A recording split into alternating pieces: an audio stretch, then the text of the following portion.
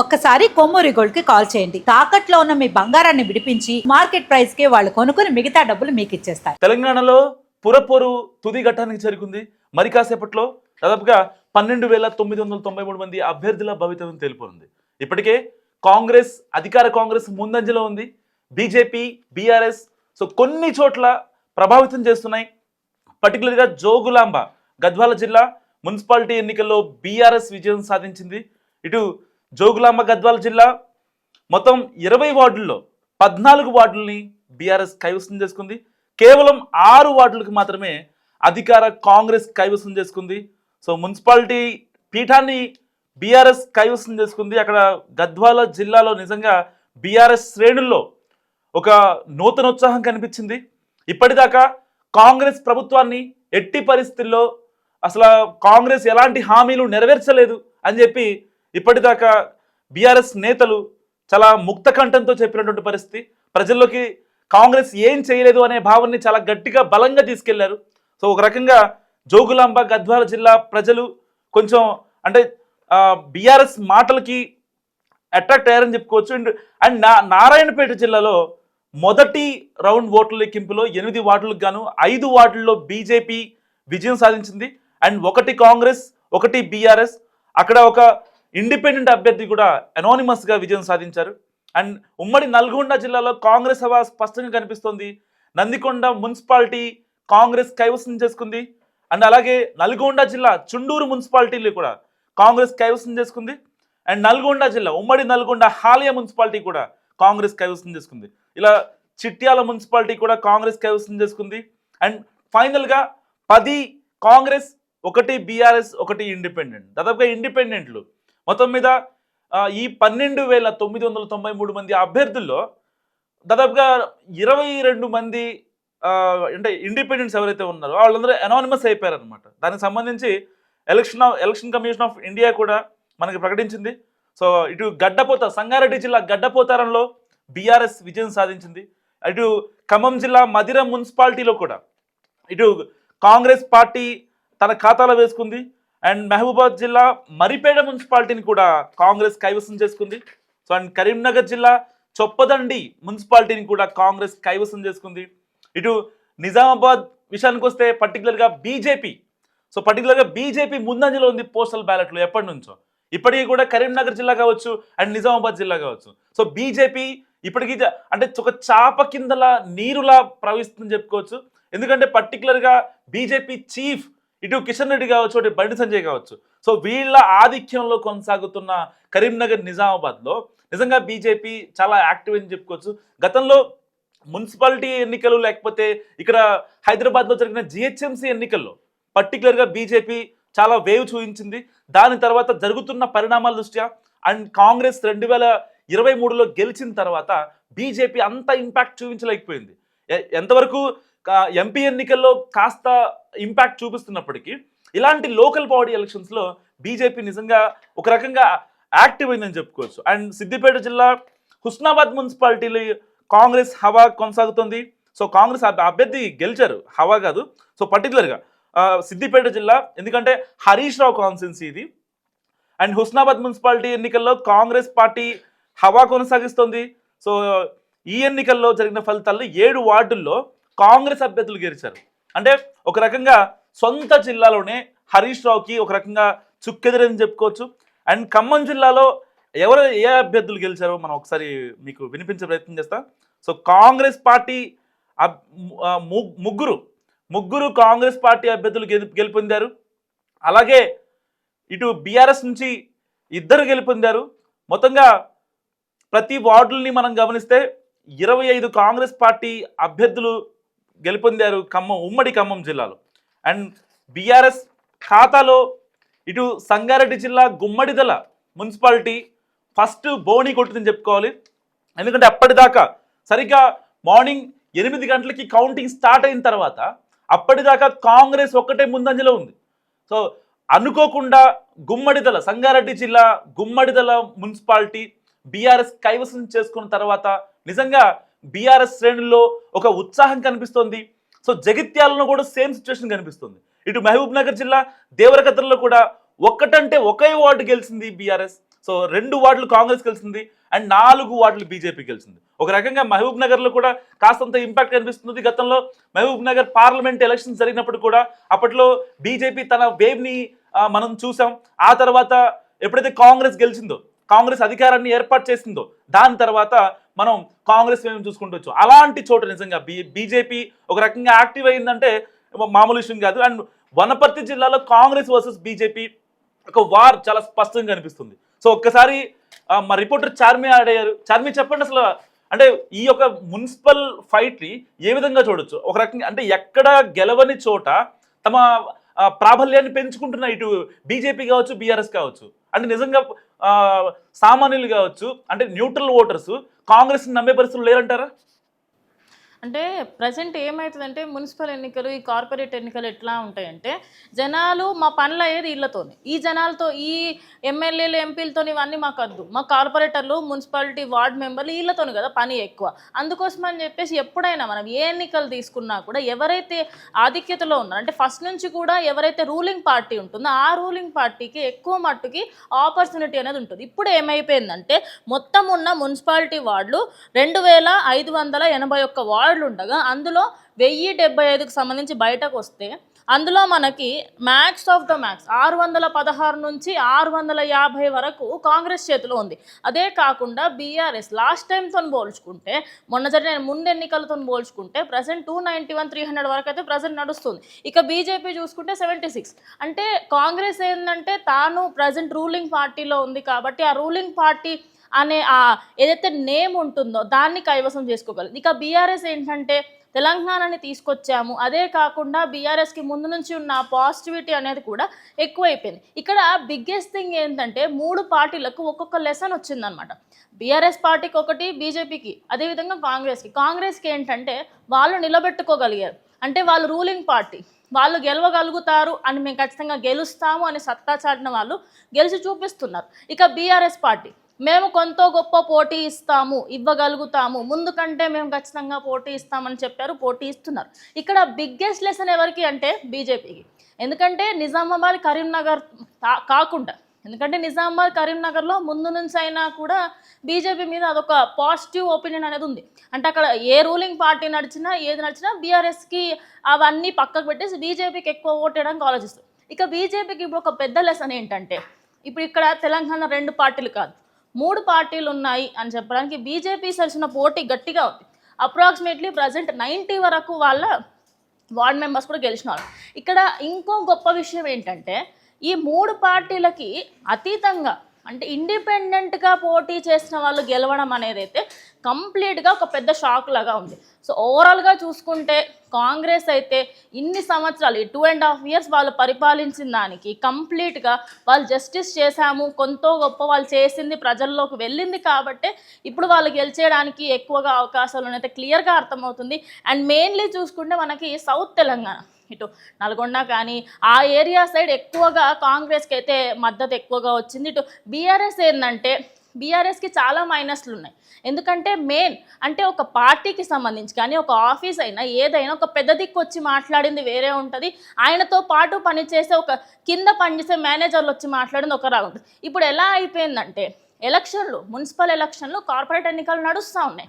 కానీ ఏ రోజు కూడా కేసీఆర్ బయటకు వచ్చి మాట్లాడలేడు కాబట్టి జనాలల్లో అటు కేటీఆర్ మాట్లాడినా, హరీష్ రావు మాట్లాడినా, ఇంకెవరు మాట్లాడినా కూడా అది ఎక్కట్లేదు. అందువల్ల చాలామంది బీఆర్ఎస్ని కొంచెం సరేలే ఆలోచిద్దాము అనే స్టేజ్లో పెట్టేశారు. చార్మి, ఇప్పుడే వచ్చిన ఇన్ఫర్మేషన్ ప్రకారం గద్వాల జిల్లా జోగులాంబ వడ్డేపల్లిలో 10 వార్డుల్లో కవిత పార్టీ ఏఎఫ్బి నుంచి 8 వార్డుల్లో గెలుపొందారు వాళ్ళు. నిజంగా ఒక మున్సిపాలిటీలో 8 వార్డులు రావడం, ఆ యొక్క మున్సిపాలిటీని కైవసం చేసుకోవడం అనేది కొంచెం అంటే కొత్త పార్టీకి, లైక్ టీడీపీ కావచ్చు, జనసేన కావచ్చు, ఇలాంటి కవిత ఏఎఫ్బి పార్టీ నుంచి కావచ్చు, ఇలాంటి వాటి నుంచి కొంచెం అంటే జనాలు యాక్సెప్ట్ చెయ్యరు. సో కవితని ఇక్కడ యాక్సెప్ట్ చేసిన పరిస్థితి జోగులాంబ గద్వాల జిల్లాలో, దీన్ని ఎలా చూడొచ్చు? అంటే ఇప్పుడు ఇందాక నేను ఒక విషయం చెప్పాను, ఇండిపెండెంట్ వాళ్ళపైన ఎక్కువగా, అంటే ఇప్పుడు ఆ ఏరియాకి సంబంధించి ఇప్పుడు బీఆర్ఎస్ గెలిచిందా, కాంగ్రెస్ గెలిచిందా, బీజేపీ గెలిచిందా, టీడీపీ, జనసేన, ఇదంతా పక్కకు పెడితే అరే ఒక కొత్తోడిని తీసుకొద్దాం, కొత్తోళ్ళని తీసుకొచ్చి చూద్దాం, మనకి ఏమేం చేస్తారు ఎందుకు అంటే ముందు వాళ్ళతోని కంపేర్ చేస్తే మనకి ఎవరైతే మన సపోర్ట్గా ఉంటారు అంటే ఇన్ని రోజుల పాటు మిమ్మల్ని చూసాం మాకు ఇప్పుడు మార్పు కావాలి ఆ మార్పు వస్తుంది అని తెలిస్తే మేము పక్కా ఇతర పార్టీల పైన మొగ్గు చూపిస్తాం మెయిన్లీ ఇప్పుడు కవితకి సంబంధించిన వాళ్ళకి అందరికీ ఇదే జరుగుతుంది అంటే ఇన్ని రోజులు ఆయన తన తండ్రి సైడ్ నుంచి తన సైడ్ నుంచి ఏది పట్టుకున్నా అంటే కేసీఆర్ గారి కూతురు తిని ఇంకెక్కువ చేస్తుందేమో అన్నట్టు పట్టుకున్నా లేకపోతే కవిత ఆ పార్టీలోంచి బయటకు వచ్చింది తిని ఇండిపెండెంట్గా పెట్టింది అంటే వాళ్ళకంటే ఎక్కువ మాకు హెల్ప్ చేస్తుంది అని అనుకొని కూడా చాలామంది ఆ పార్టీకి ఓటేయడానికి అయితే ఆలోచిస్తున్నారు ఇంకో విషయం ఏంటంటే గద్వాల్ దగ్గర ముందు నుంచి అయినా నేనేంటంటే అక్కడ కాంగ్రెస్ వస్తుందేమో ఈసారి అనుకున్నాను బట్ గట్టిగా పోటీ అంటే గద్వాల్ దగ్గరనే జరిగిందని చెప్పాలా కంప్లీట్గా అటు బీఆర్ఎస్కి కానీ బీజేపీకి కానీ కంప్లీట్ అందరికీ పోటీ జరుగుతుంది ఇంకా బీజేపీ సైడ్ అయిపోయి నెక్స్ట్ కాంగ్రెస్ అండ్ బీఆర్ఎస్ ఇవి రెండు పోటీ చేస్తుంటే సడన్గా చూస్తారు కంటే కవిత అదేవిధంగా టీడీపీ పార్టీ వాళ్ళు 8 వార్డులు ఎత్తుకెళ్ళడంతో అరే ఇదే ఎప్పుడు జరిగింది ఇది నిజంగానే షాకింగ్ న్యూస్ లాగా ఉందని అందరు కూడా అదే అనుకుంటున్నారు సో జనాలు మార్పు కోరుకుంటున్నారు మార్పు కావాలి ఎందుకంటే రెండు పార్టీలను చూసాం ఒక పార్టీ 10 సంవత్సరాలు చూసినాం ఇంకో పార్టీని 200 సంవత్సరాలు చూసినాం ఈ ఇద్దరు మాకు చక్కగా ఏం చేస్తలేరు మరి నెక్స్ట్ ఎవరు చేయాలా చేసేటోళ్ళు ఎవరు ఉన్నారు సో కవిత కోటేద్దాం మరి ఈమెం చేస్తుందో చూద్దాం అన్నట్టుగా ఆ మార్పు కోసమే ఓటేస్తాను అన్నట్టుగా అయితే క్లియర్గా అర్థమైపోతుంది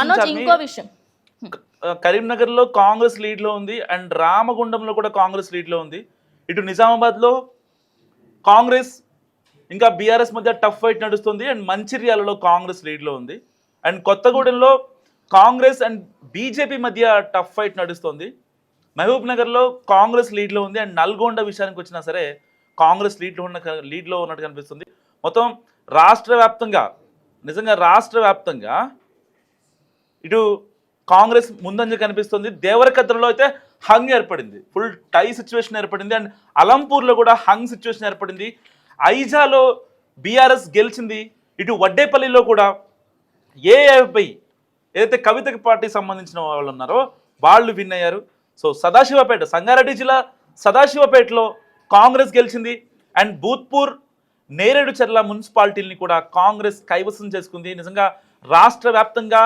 కాంగ్రెస్ యొక్క హవా కొనసాగుతుందని చెప్పాలి భూత్పూర్ మున్సిపాలిటీని కూడా ఇటు కాంగ్రెస్ ఇటు హాలియా కావచ్చు నందికొండ కావచ్చు కాంగ్రెస్ కైవసం చేసుకుంది అండ్ గడ్డపోతారంలో బీఆర్ఎస్ బోణి కొట్టింది అండ్ గుమ్మడిదల కూడా బీఆర్ఎస్ఏ విజయం సాధించింది ఇటు ఇంద్రేశంలో కూడా బీఆర్ఎస్ పార్టీనే విజయం సాధించింది and Kohir municipality and Narayan ఖేడ్లో ఈ 2 చోట్ల కాంగ్రెస్ విజయం సాధించింది సో 18 మున్సిపాలిటీలో ఒకటి కాంగ్రెస్ వశం చేసుకుంది ఇటు భూత్పూర్ కంప్లీట్గా భూత్పూర్ మున్సిపాలిటీ మొత్తం కాంగ్రెస్ కైవసం చేసుకుంది సో ఇటు బాన్సువాడ రామహంపేట్ నర్సాపూర్ మెదక్ జహీరాబాద్ సంగారెడ్డి మొత్తం ఇక్కడ కాంగ్రెస్ వేవ్ కనిపిస్తుంది తిరుమలగిరి కావచ్చు చుండూరు కావచ్చు చిట్యాల దేవరకొండలో కూడా కాంగ్రెస్ 11 వార్డులు కైవసం చేసుకుంది ఇటు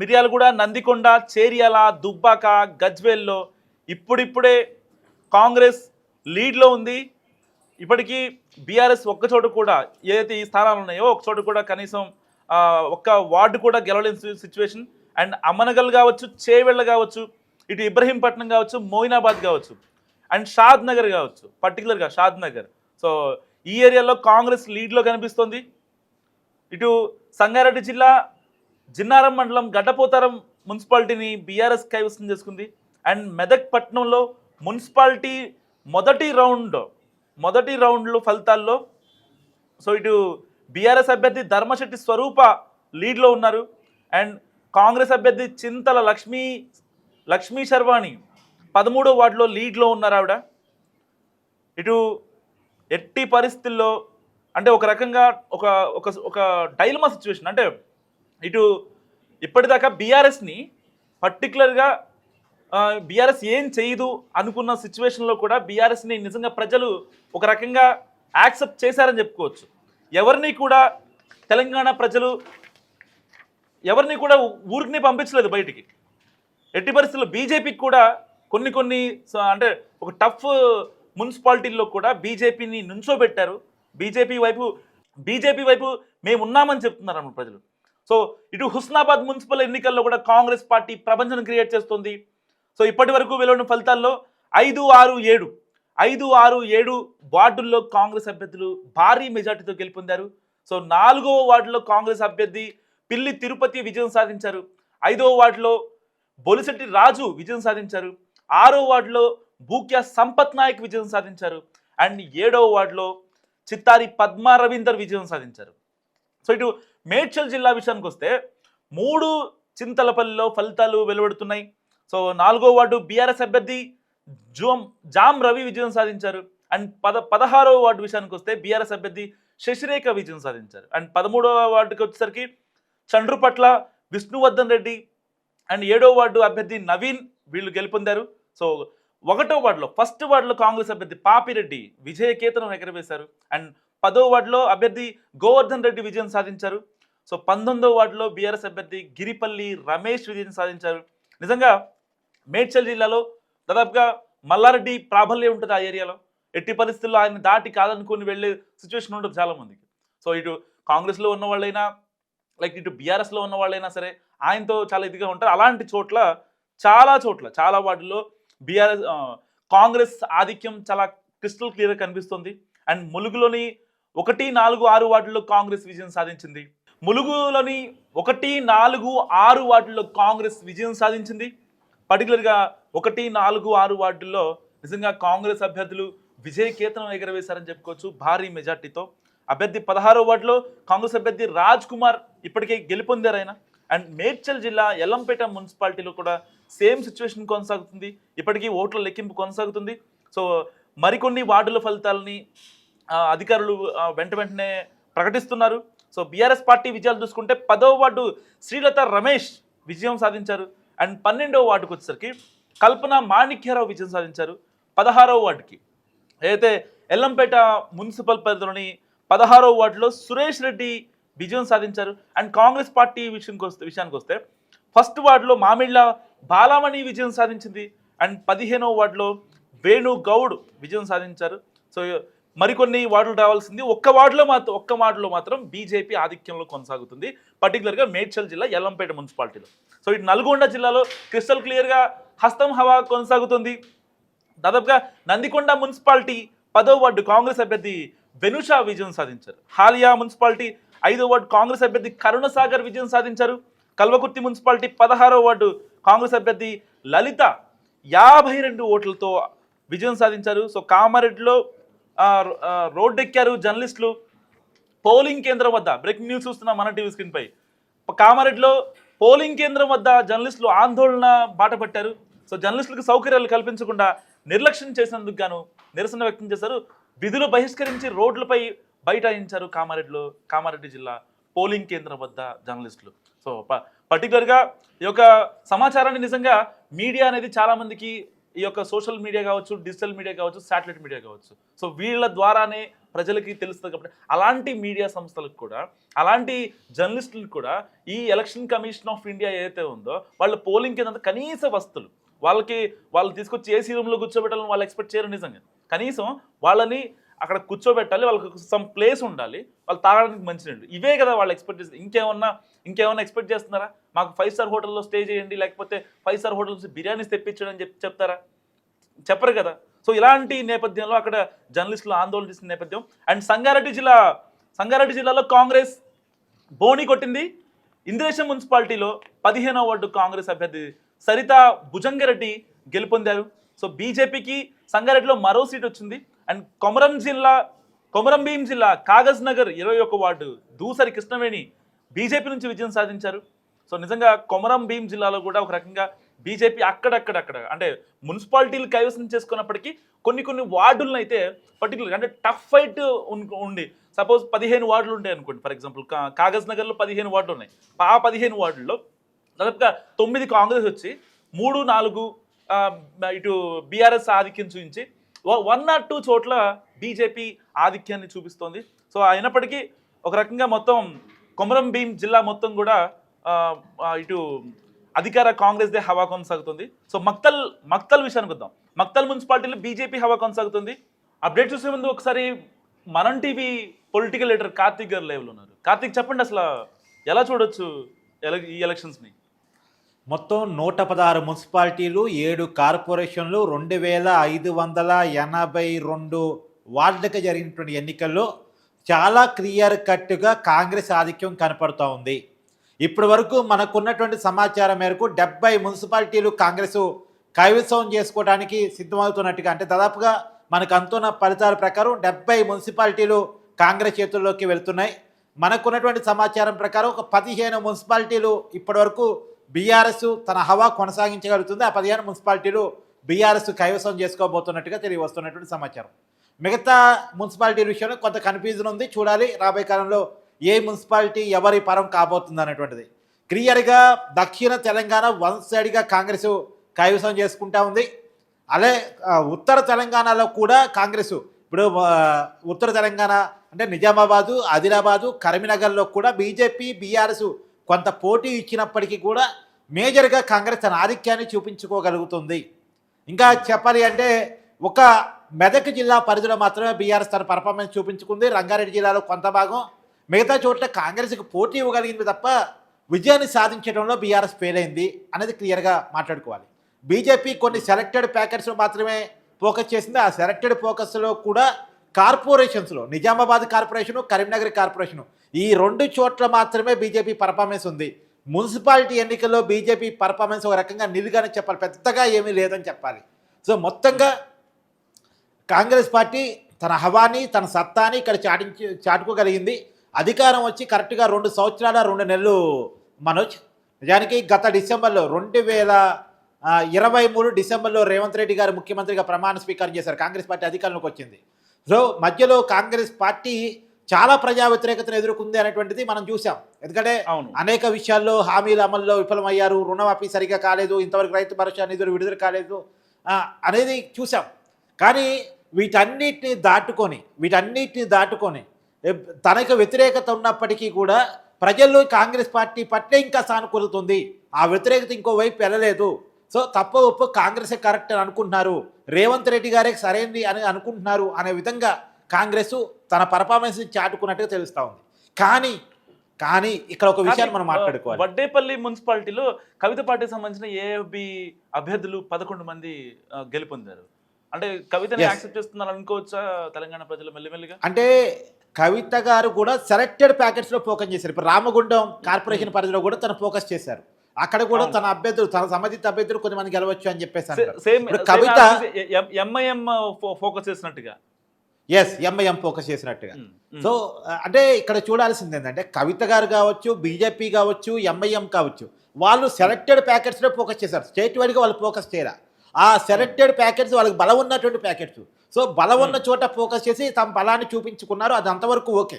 కానీ స్టేట్ వైడ్గా మనం చూడాల్సింది ఇక్కడ కాంగ్రెస్ వర్సెస్ బీఆర్ఎస్ ఫైటే చూడాలి.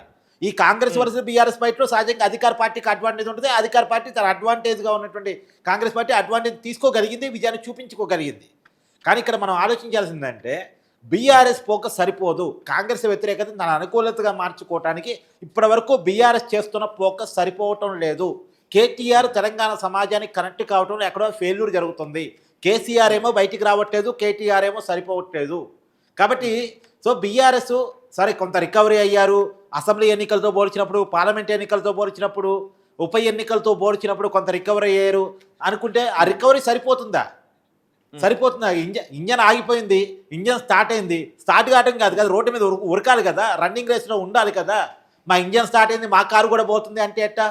ఆడుతూ పాడుతూ సినిమాలో శ్రీకాంత్ సునీల్ బండి బస్సు తోలినట్టుగా తోలితే ఎట్టా? మాది బస్సే మేము కూడా తోలుతున్నాం అన్నట్టుంటే ఎట్టా? ఆ బస్సు వేగంగా వెళ్ళాలి, మిగతా వాటికంటే వేగంగా వెళ్ళాలి. కానీ ఆ సినిమాలో ఏమవుతుంది, టైర్ వేసుకొని పిల్లగాడు ఆడుకునే పిల్లగాడు కూడా ముందుకెళ్తాడు. ఖమ్మం జిల్లాలో టీడీపీ అభ్యర్థులు కొన్ని వార్డుల్లో గెలుపొందారు. అంటే ఒక రకంగా బోణి కొట్టింది అనుకోవచ్చా? వీళ్ళు మళ్ళీ యాక్టివ్ అవడానికి ఛాన్స్ ఉందా? నిజానికి ఖమ్మం జిల్లాలో ఎప్పటికీ టీడీపీ బలంగా ఉంది. ఇప్పుడు నీకు ఉదాహరణ చెప్పాలంటే 2014లో తెలంగాణ వచ్చిన తర్వాత జరిగిన మొట్టమొదటి ఎన్నికల్లో తెలంగాణ సెంటిమెంట్ ఆధారంగా జరిగినటువంటి ఎన్నికల్లో కూడా హైదరాబాద్ ప్రాంతంలో కావచ్చు, కొన్ని తెలంగాణ జిల్లాలు ప్రధానంగా ఖమ్మం జిల్లాలో టీడీపీ తన పర్ఫార్మెన్స్ చూపించుకోగలిగింది. డబల్ డిజిట్ మెంబర్ని టీడీపీ సాధించింది ఆ రోజు. ఎమ్మెల్యే స్థానాన్ని కేవలం తెలంగాణ సెంటిమెంట్ ఆధారంగా జరిగిన ఎన్నికల్లో గెలవడం చిన్న విషయం కాదు. కానీ తర్వాత కాలంలో చంద్రబాబు నాయుడు గారు పూర్తిగా ఏపీ రాజకీయానికి పరిమితం కావటం, తెలంగాణ రాజకీయాన్ని వదిలేయటం ఫలితంగా ఆ పార్టీ ఫోకస్ చేయలేని పరిస్థితుల్లో నాయకులు కూడా బీఆర్ఎస్ పార్టీ వైపు అప్పటి టీఆర్ఎస్ పార్టీ వైపు వెళ్ళటం కారణంగా జరిగిన పరిణామాల్లో క్రమంగా టీడీపీ కనుమరుగైపోయింది. అంతెందుకు 2018 ఎన్నికల్లో కూడా ఖమ్మం జిల్లాలో టీడీపీ 2 ఎమ్మెల్యే స్థానాలు గెలిచింది. అశ్వరావుపేట, సత్తుపల్లి నుంచి సండా వెంకట వీరయ్య, అశ్వరావుపేట నుంచి వెంకటేశ్వర్లు 2 ఎమ్మెల్యేలు గెలిచారు. కానీ తర్వాత కాలంలో ఆ ఇద్దరిని కూడా కేసీఆర్ పిలిచి మాట్లాడి వాళ్ళిద్దరిని తన పార్టీలో చేర్చుకున్నారు. సో మొత్తంగా తెలంగాణ రాజకీయాల మీద చంద్రబాబు ఫోకస్ చేయకపోవటం ఫలితంగా ఇక్కడ పార్టీ దెబ్బతింది. కానీ ఇప్పుడు తలసాని శ్రీనివాసరావు యాదవ్ ఎవరు, గంగుల కమరాకర్ ఎవరు, కడియం శ్రీహరి ఎవరు, తర్వాత తుమ్మల నాగేశ్వరరావు ఎవరు, నామా నాగేశ్వరరావు ఎవరు, ఇప్పుడు బీఆర్ఎస్ పార్టీలో కానీ కాంగ్రెస్ పార్టీలో కూడా మేజర్గా ఉన్న నాయకులంతా టీడీపీ నుంచి గెలిచి టీడీపీ నుంచి నాయకులు అయిన వాళ్ళే కదా. ఇప్పుడు అసలు ఎందుకు తెలంగాణ ముఖ్యమంత్రి రేవంత్ రెడ్డి గారు ఎవరు? 2014లో టీడీపీ ఎమ్మెల్యే. తెలంగాణ వచ్చిన తర్వాత టీడీపీ తరపున కొడంగల్ నుంచి గెలిచిన ఎమ్మెల్యే ఆయన. తర్వాత కాలంలో రాజకీయ పరిస్థితులు మారిన తర్వాత టీడీపీ నుంచి చంద్రబాబు నాయుడు గారికి చెప్పే ఆయన కాంగ్రెస్ పార్టీలో జాయిన్ అయ్యారు. ఎందుకంటే కేసీఆర్ని ఓడించడం టీడీపీ ప్లాట్ఫామ్ మీద సాధ్యమైనటువంటి పని కాదు. టీడీపీ అనేటువంటిది ఆంధ్ర పార్టీగా ఇక్కడ ముద్రేస్తున్నారు, తెలంగాణ సెంటిమెంట్ వాడుతున్నారు. కాబట్టి టీడీపీ వైపు నుంచి కాంగ్రెస్ మీద పోయి కాంగ్రెస్ నుంచి ఇలా పార్టీని గెలిపించి, నిజానికి 2014లో కాంగ్రెస్ గెలవలేదు. ఒక విషయం చెప్పండి, ఇటు బీఆర్ఎస్ చేసిన ఎత్తుల్లో భాగంగా ఇక్కడ రేవంత్ రెడ్డి ఎలక్షనీరింగ్ అనేది చాలా బాగా పనిచేస్తుందని చెప్పుకోవచ్చా ఓవరాల్ గా? ఖచ్చితంగా రేవంత్ రెడ్డి అనే వ్యక్తి మామూలు వ్యక్తి కాదు, గట్టి ఎలక్షన్ ఇంజనీర్, టీడీపీ స్కూలింగ్ నుంచి ఎదిగిన వ్యక్తి. అంటే నీకు ఓ విషయం చెప్పాలి, ఒకప్పుడు టీఆర్ఎస్ పార్టీలో జడ్పీటీసీ ఎమ్మెల్యే కాదు, జడ్పీటీసీ టికెట్ ఇవ్వండి అని అడిగిన వ్యక్తి రేవంత్ రెడ్డి. నువ్వు జడ్పీటీసీకి ఎక్కడ పనికి వస్తావు, నువ్వు పనికిరావు, పక్క పోయి ఆడుకో అంటే ఇండిపెండెంట్గా పోటీ చేసి జడ్పీటీసీగా గెలిచాడు. తర్వాత ఆ జడ్పీటీ స్థానం నుంచి మళ్ళీ ఇండిపెండెంట్గా పోటీ చేసి ఎమ్మెల్సీ అయ్యాడు. ఏ రాజకీయ పార్టీతో సంబంధం లేకుండా రేవంత్ రెడ్డి గారు రాజకీయ ప్రస్థానం స్టార్ట్ అయింది. చాలామందికి తెలియదు ఈ విషయం. ఏదో ఒక రాజకీయ పార్టీ తనతో రేవంత్ రెడ్డి నాయకుడు అయ్యాడు అనుకుంటున్నారు, కానీ రేవంత్ రెడ్డి గారు నాయకుడైంది ఏ రాజకీయ పార్టీ అండదండ లేకుండా.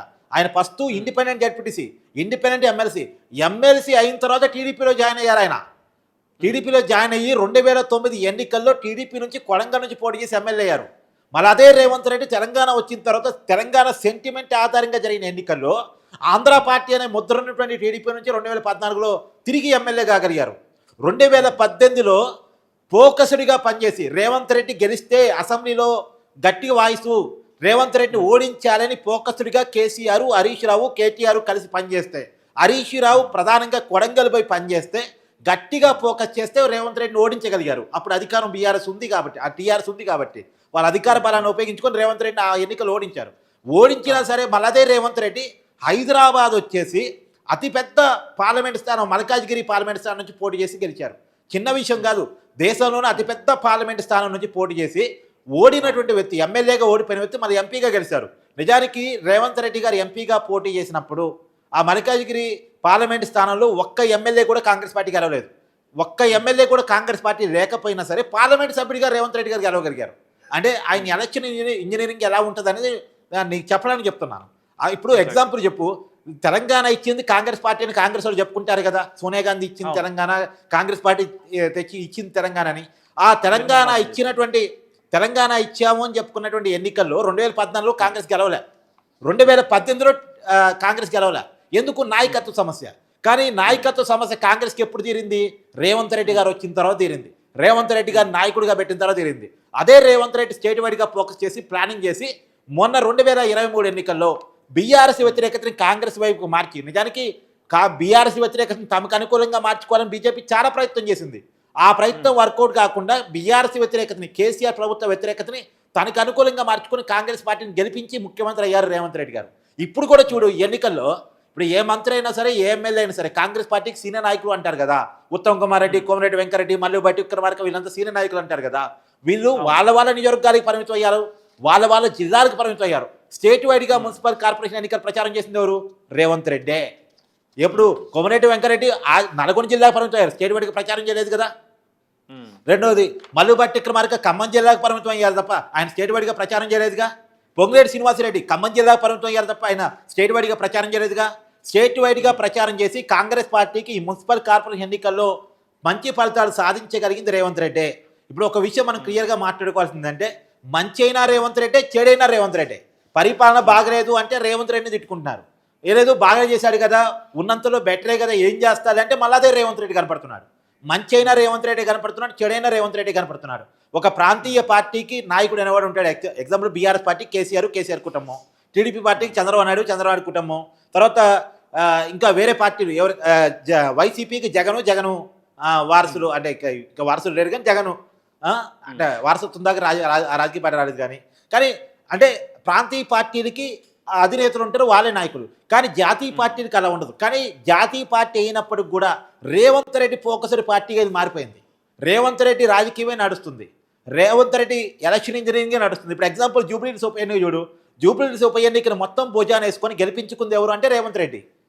నిజానికి అది కాంగ్రెస్ స్థానం కాదు, బీఆర్ఎస్ స్థానం. బీఆర్ఎస్ సిట్టింగ్ ఎమ్మెల్యే అనారోగ్య కారణాలతో చనిపోయారు. ఎవరికి సానుభూతి రావాలి? బీఆర్ఎస్ సానుభూతి రావాలి. అసలు హైదరాబాద్లో కాంగ్రెస్ ఎక్కడ? మన 2023 సార్వత్రిక ఎన్నికల్లో కాంగ్రెస్ పార్టీ గెలిచిందే లేదు కదా. కానీ గెలవని చోట, అవకాశం లేని చోట పార్టీని గెలిపించుకున్నారు రేవంత్ రెడ్డి. సరే అధికారం ఉపయోగపడి ఉండొచ్చు కానీ దాన్ని ఉపయోగించుకోవడం కూడా గొప్పే కదా. సో ఏది ఏమైనా ఈ ఎలక్షన్ మున్సిపల్ ఎన్నికల ఫలితాలు చాలా క్లియర్ కట్గా కాంగ్రెస్కి ఒక ఉత్తేజాన్ని, ఒక ఉత్సాహాన్ని ఇచ్చాయని చెప్పాలి. కాకపోతే ఇక్కడ కూడా కాంగ్రెస్ పార్టీ ఆలోచించుకోవాల్సిందంటే వ్యతిరేకత కూడా ఉంది, జాగ్రత్తగా ఉండకపోతే అధికారం ఉండదు అనేటువంటి సంకేతాలు కూడా పంపించాయి. Thank you Karthik. So Karthik garu చెప్పినట్లుగా కాంగ్రెస్ చాలా ముందంజలో ఉంది. ఒక్కసారి కాంగ్రెస్ గెలిచిన మున్సిపాలిటీలు నేను మీకు అనౌన్స్ చేసే ప్రయత్నం చేస్తాను. కొడంగల్, మధిర, అశ్వారావుపేట, ఇంకా భీంగల్. కొడంగల్లో రేవంత్ రెడ్డి యొక్క ఆధిక్యం చాలా క్లియర్గా కనిపిస్తుంది మనకి. ధర్మపురి, నందికొండ, చుండూరు, ఇటు దేవరకొండ, ఇటు ఇంకా హాలియా, ఇటు బాన్సువాడ, చిట్యాల, చొప్పదండి, దేవరకద్ర, నాగర్ కర్నూల్, కొల్లాపూర్, ఇంకా మంథనిలో కాంగ్రెస్ అభ్యర్థులు విజయం సాధించారు. కామారెడ్డి, ఎల్లారెడ్డి, బిచ్కుంద, హుజూర్ నగర్, నారాయణ్ ఖేడ్, నేరేడుచర్ల, పెద్దపల్లి, సుల్తానాబాద్, ఇల్లందు, ఇంకా జుక్కల్, జోగిపేట్, మక్తల్, హుజూరాబాద్, హుస్నాబాద్, చేర్యాల, స్టేషన్ గన్పూర్లో కాంగ్రెస్ అభ్యర్థుల జోరు కొనసాగుతోంది. ఇప్పటికే అక్కడ కాంగ్రెస్ విజయం సాధించింది. సో కాంగ్రెస్ 36 చోట్ల విజయం సాధించింది, బీఆర్ఎస్ 6 చోట్ల, ఏఎఫ్జి కవిత పార్టీ సంబంధించిన వాళ్ళు ఒకళ్ళు విజయం సాధించారు. అండ్ హంగ్ దిశగా 2 మున్సిపాలిటీస్ వెళ్తున్నాయి. సో ఎట్టి పరిస్థితుల్లో అండ్ ఇంకొక విషాదకరమైన న్యూస్ ఏంటంటే బీజేపీ అభ్యర్థి బత్తిన ఎల్లమ్మ మృతి చెందారు. సో ఆవిడ వార్డులో బీజేపీ అభ్యర్థి బత్తిన ఎల్లమ్మ గెలిచారు. సో ఆ వార్డులో ఆవిడ చనిపోవడం నిజంగా బాధాకరం. అండ్ మంచిర్యాల జిల్లా లక్షిట్పేట్కి చెందిన 10వ వార్డు బీజేపీ అభ్యర్థి కూడా ఈరోజు అనారోగ్యంతో ఆవిడ మృతి చెందిన ఘటన నిజంగా మంచిర్యాలలో కలకలం రేపుతోంది. సో ఇటు ఆదిలాబాద్ విషయానికి వస్తే కాంగ్రెస్ ముందంజలో ఉంది. అండ్ సంగారెడ్డిలో పోస్టల్ బ్యాలెట్ నుంచి కూడా బీజేపీ ముందంజలో మనం గమనిస్తున్నాం. ఇటు నిజామాబాద్ కావచ్చు, కరీంనగర్ కావచ్చు, బీజేపీ తన ఆధిక్యాన్ని కనబరుస్తుంది, కొనసాగిస్తుంది కూడా. పర్టికులర్గా ఇటు ఉత్తర తెలంగాణ మొత్తం కాంగ్రెస్ ఆధిక్యం చాలా క్రిస్టల్ క్లియర్గా కనిపిస్తుంది. సో ఈ పురపోరు గురించి మీరేమనుకుంటారు? మస్ట్ కామెంట్ చేయండి.